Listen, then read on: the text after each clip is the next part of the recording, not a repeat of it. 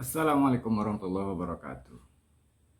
Baik, rekan-rekan praktisi hubungan industrial, pagi ini ingin saya sharing sedikit tentang teknik negosiasi dalam perundingan perjanjian kerja bersama.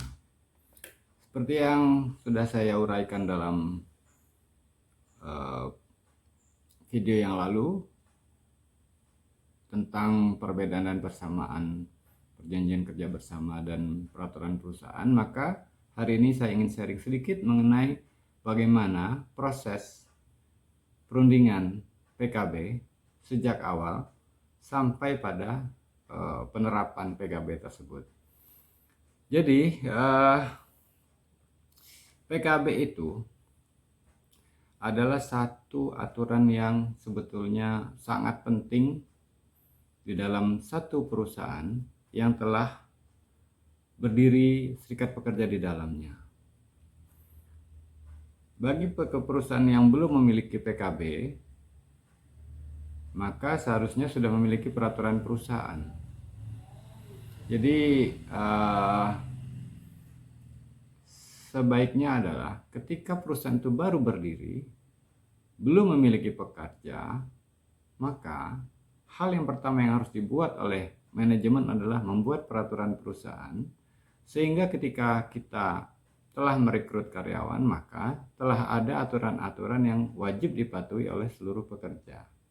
Nah, namun pada kenyataannya di lapangan saya sering menemukan perusahaan sudah bertahun-tahun berdiri, sudah beroperasi, namun tidak memiliki peraturan perusahaan.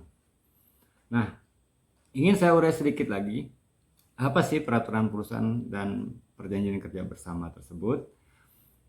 Pengertian dari peraturan perusahaan itu ada di dalam Undang-Undang Nomor 13 Tahun 2003, Pasal 1 Ayat 20. Yang pada intinya menyatakan peraturan perusahaan adalah peraturan yang dibuat secara tertulis oleh pengusaha yang memuat syarat-syarat kerja dan tata tertib perusahaan.